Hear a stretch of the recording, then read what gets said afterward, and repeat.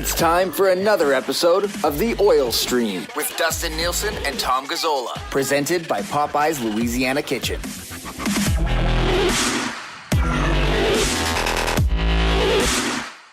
Hello, everyone. Happy game day, Oilers and Lightning. Thank you very much for watching. And, of course, thank you very much for subscribing to the podcast, The Oil Stream, on all of your podcasting platforms, Spotify, iHeartRadio, wherever, Apple Podcasts, wherever you get your podcasts, you can find it. You can find it on YouTube. Just search Oil Stream, Nielsen Media. You can find it there. And, of course, right here on Twitter. It's all brought to you by Popeye's Louisiana Kitchen. And, man, does this lineup nice, right? 5:30 game. Nothing better than sitting down with a Popeye's chicken sandwich, some nugs. You get your drink, your sides. It's that Oilers meal. You got your novelty nude, your Puljujärvi pucker, whichever one it is right now, and you enjoy some Oilers hockey tonight, Tommy. This is great. I love the early start. Yeah, I know you do. After we did our segment together on your show, the Smash Hit Nielsen show this morning, I like to listen to you and Eric banter after, and you guys were just sounded like a bunch of old men talking about, oh, it's 5:30, the perfect time. You know, you get time for activities with the kids when you get home, and then maybe, you know, a little bit of motivation to watch. Is 6 o'clock the perfect time? So here we are. Go pick up that Popeyes on the way home, get the family meal, and get those nugs. Make sure you get a big order of the nugs, blackened ranch, as Dusty likes to recommend, and it's excellent. And then watch the game and you know, give away the novelty puck to one of the kids and enjoy the night. Or keep it if you're an adult and you collect things like me. I've got several things. I just recently bought a Volume 1 Quantum Leap comic book, Tommy. So that's where my life's at right now. So yeah, those collector's pucks don't sound like that bad of an idea. You got a pregame show tonight on TSN 1260. That'll get going at 4:30, and obviously join Tommy and Hernan for all of your postgame coverage as well. We've got lots to get to here on this game day episode. We'll obviously tee up the game. We'll talk a little bit about the road trip overall, bigger picture type of thing. But let's start with a few tweaks here, Tommy. Jay Woodcroft, we kind of talked about it in Monday's special bonus episode there on Family Day Monday. You know, what is Woodcroft going to do? He leaves the third line the same, puts Yamamoto back with Draisaitl and Kane, and kind of just slides McLeod up into that spot on the left side. Puljujärvi would be on the right, but Hyman, the versatility with Hyman is nice. Slide him over to the right side. When we sit down to watch the Oilers play the Lightning tonight, will we go, oh, there's McLeod, he's with McDavid, and there's Yamo, he's with Draisaitl, or are those two guys at this stage sort of just interchangeable parts? I feel that interchangeable parts is probably a good way to describe it. I mean, Yamamoto's production this year hasn't been great, especially considering the opportunities he's been given. And there's a lot of nights, Dusty, where I'm like, oh, there's Kyler Yamamoto. And when he scores a goal or gets an assist, it's like, well, that's nice. But the lack of production is a concern given the amount of opportunity he's been given. McLeod's been coming along slow and steady. We've seen little bits and pieces of confidence, growth, and him getting results points-wise in production, which is great. So let's see how they do on their respective lines. McLeod with Hyman and McDavid is interesting. McDavid with Hyman, there's obviously a bit of a rhythm there. They've been good together. Yeah. And then, you know, Leon Draisaitl and Yamamoto. I know Leon has said he likes playing with Yamamoto, but, like, I think that's just him being a good teammate, to be honest with you.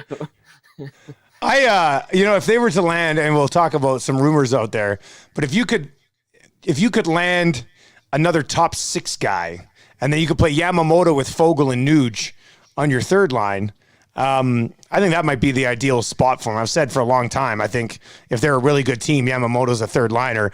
I do think that like when I watch them play, I do like him better with Draisaitl than I like him with McDavid. And the Ryan McLeod thing's interesting because here's what I've decided my hot take is, if it's a hot take on McLeod right now, or my opinion right now on McLeod, is that I'm really excited to see what he is in 2 to 3 years. You know, like once he starts to establish himself in the National Hockey League with his speed, his ability to be on the penalty kill, you know, they run him a little bit on that second unit power play. It's tough because you see these guys, you immediately want them to come in and have a big impact, like, you know, like some of the top picks in previous years.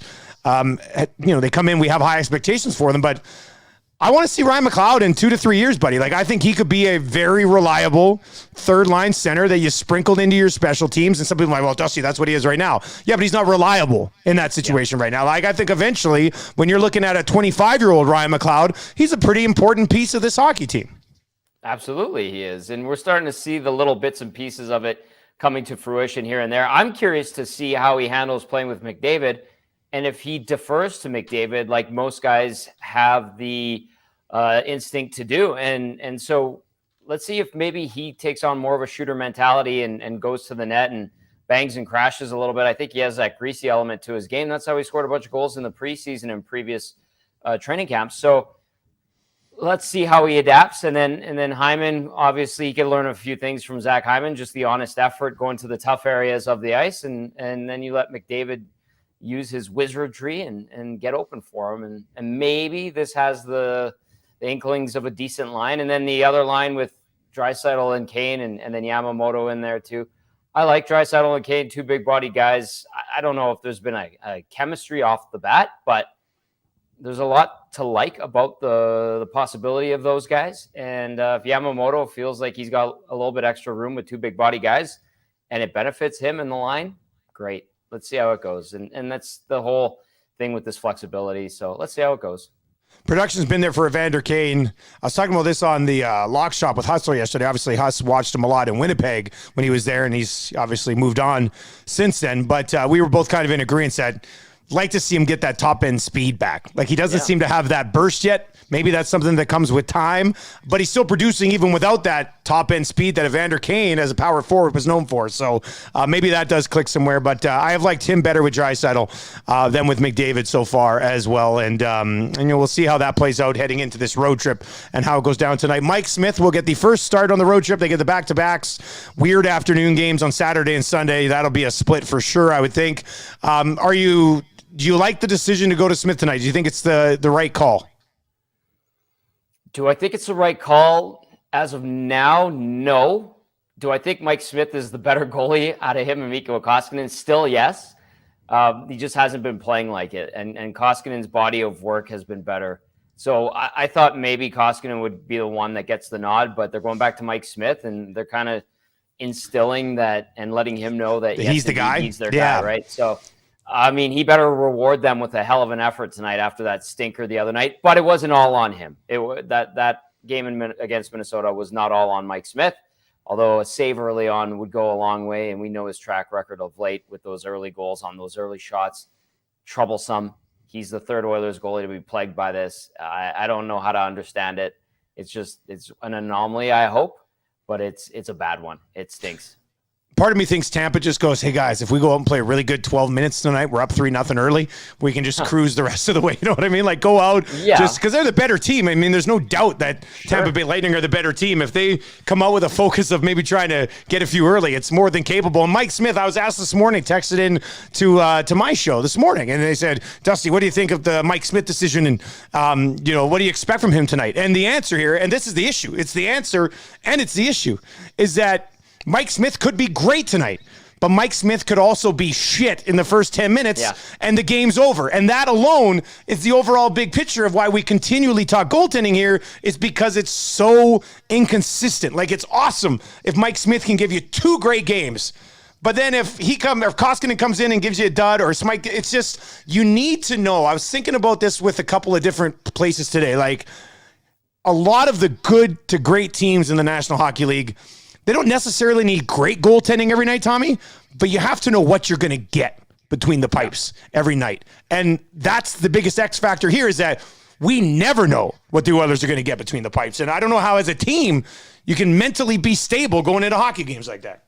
They're not mentally stable. We've seen that this year. I think it was part of the downfall into that first 6-game slide was they couldn't rely on their goalies, and they just figured automatically, subconsciously, well, we're going to be down at least 1 or 2 early in this one. And it finally got to the point where they broke.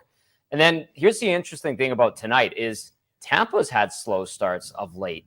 When they score first, like the Oilers, they're excellent. They're like 21-4, and Edmonton's a perfect 15-0. But, going into game, 51 tonight, Edmonton's only scored the first goal of the game 15 times, which is pathetic. And Tampa's really focused on having good starts. I mean, they had a rough start against the Devils in their last game 8 days ago. They had a tough start against the Avalanche in the game prior to that. They will likely be rusty, but like you said, they're just the better team overall. And they might just say, like, let's get our asses in gear tonight. Let's go out there and jump on them quickly, and we can have this game wrapped up in a neat little package with a bow on top in the first 10 minutes. It's entirely possible. However, the rust factor, on top of the fact that they've been struggling with their starts of late, could make things interesting if the Oilers get some saves and if they get the early goal. Who do you like with Darnell Nurse? Who do you think's the best guy to play with Darnell Nurse?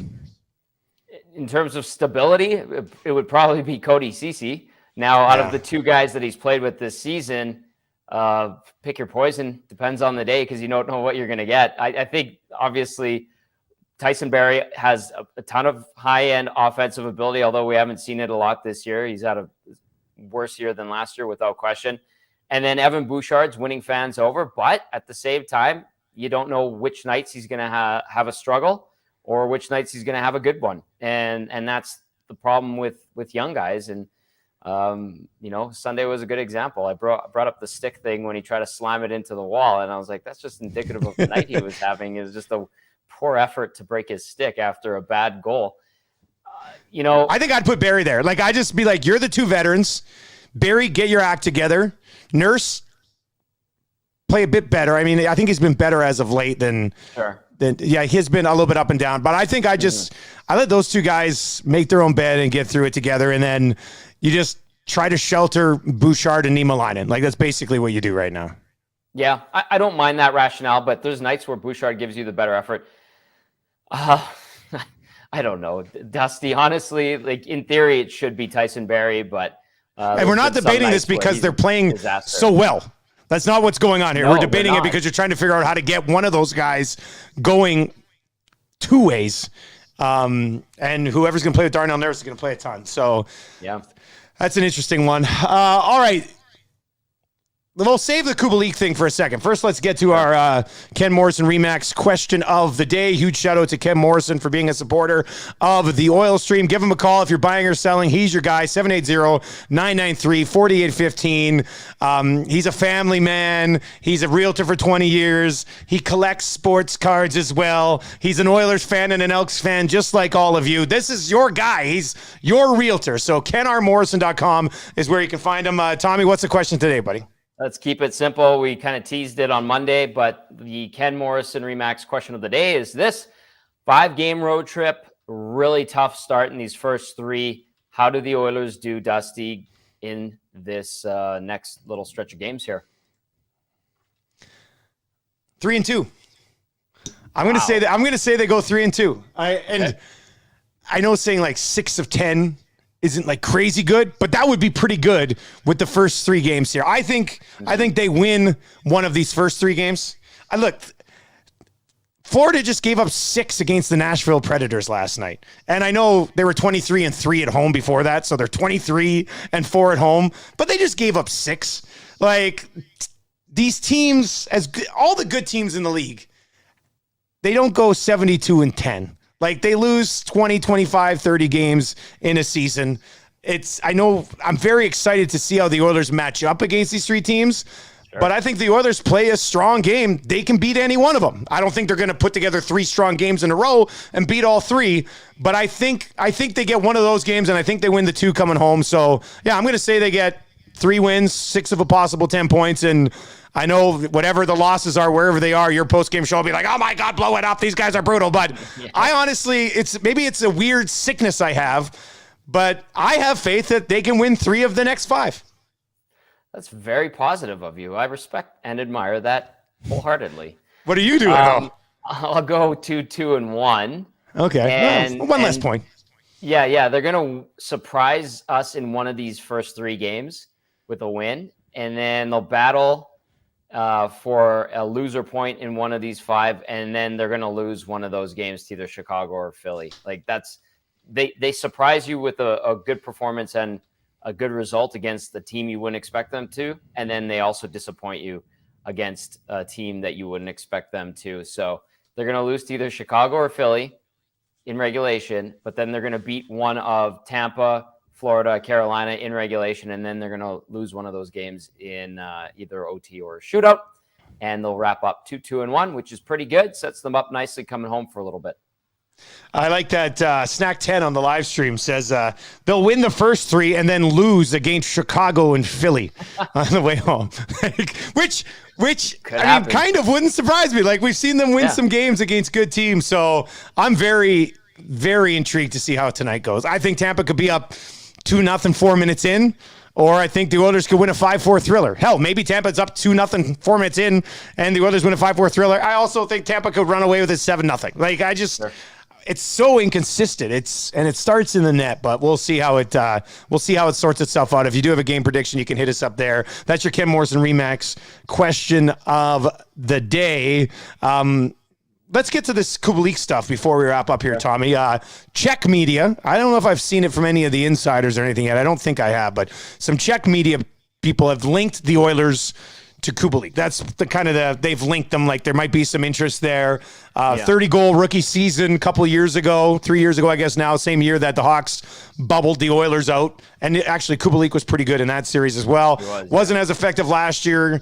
Has only got 19 points in 50-some games this year, only 10 goals. He's 3.7. He's an RFA at the end of the year. When I first heard this, I was like, I feel like if they're going to be moving money out, it's got to be for a goaltender. And then I was like, well, who are you really going to bring in net anyway? They could use another offensive forward. I mean, most teams usually can. I just don't see how it gets done, or if you're willing to pay a significant price to send a Cassian contract or some other contract back, or pay a price to have. And we know Chicago doesn't like to eat contracts. I think we learned that in the offseason. So what do you think's going on here, Tommy?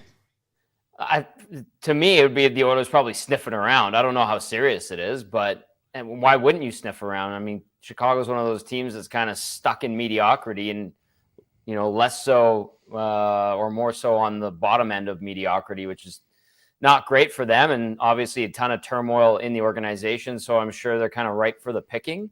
And it's interesting coming from Czech media. I never really know what to make of those reports, because some of those reporters from players' respective home countries do get these scoops, and they've known them since they were teenagers, and they have a rapport with them, and it's legit. Like, they just trust them more, right? So, I never want to discount them, but at the same time, it's like, yeah, sure, the Oilers could be sniffing around on Kubalik. They could be sniffing around on a bunch of other guys too, and just this kind of surfaced as a possibility. And we're starting to see names on the scouting lists at certain buildings around the league, and you've seen the Oilers with a couple of scouts at certain games. So this is the time where it gets exciting. If he were to end up in Edmonton, I don't know what the cost would be. Would you send a Yamamoto over even? Like, would you be willing to give that up? I mean, you're trading in a guy with similar point totals, but then you get a big body left winger who's actually scored a ton of 30 points. Like, that's happened. He's done it. A lot of potential ahead of him, and then you're giving up a diminutive right winger. You could slide Zach Hyman, like we're going to see tonight, over to the right side, and then maybe in time this fills a hole that Evander Kane leaves behind when presumably he doesn't wind up back in Edmonton next year. And I've seen the text come in already. People are like, time to talk extension. It's like, tap the brakes. That's where you run into trouble. Let's move on past this. If you're working an extension there, you're sacrificing something else in the organization. And is that worth it? I mean, what if this backfires? There's no extension. It's another 1 year. Here you go. A team would be insane to give Evander Kane more than a 1 year deal. Like, that wouldn't make sense to me at all. No, exactly. So it's been thrown out there, and I don't know if people are, a couple into the night and they're just riding the wave of success. It was after a game where the first one came in, a text saying that. So I was like, I'm just going to leave that one alone tonight. But, why not sniff around on Kubalik? There's a lot of potential there. I don't know. I'll have to ask around and see if that's legit, but I'm sure. Snoop around a bit. Maybe we'll have something for merit. Friday's episode. Yeah, we'll see. Yeah. See what happens there. All right, Tommy Gazzola will have your pregame show on TSN 1260 tonight at 4:30. All your postgame coverage as well after the game. Turn on the old radio, fire up the app, turn on your computer, whatever. Get that postgame from Tom Gazzola and Hernan Salas. That'll do it for another episode of the Oil Stream. Shout out to Ken Morrison, our Nielsen Media realtor. He's on board with the Oil Stream. Also, Tommy, did you tweet out the link to the swag for the Oil Stream shirts and hoodies? Yeah. I didn't tweet it out. I put it on my profile. Oh, okay. It's right in there. Right on the profile, right. Yeah. And if you're on a mobile device, when you click on, if you go to Nielsen Media or amnasty.ca, it all takes you to the same place. And if you click on store, to get to the Oil Stream, you'll have to load more because there's like a bunch of Nielsen shows stuff on there. So you can find it on your phone. And if you want to get a hoodie or a T-shirt, that would be pretty cool. And, of course, presenting sponsor, Popeye's Louisiana Kitchen. Get some of those nuggets. You can get a 24-pack of nuggets for the game tonight. It'll last you at least for the first and second period, unless you're a huge pig. In that case, get 2 24-packs. Tommy, enjoy the game tonight, buddy, and we will catch up on Friday, man. Thanks for popping by. Looking forward to it, Dusty. See you Friday. There you go. That's Tom Gazzola, and that's going to do it for another episode of the Oil Stream. We will talk to you on Friday. Enjoy the game tonight, everybody.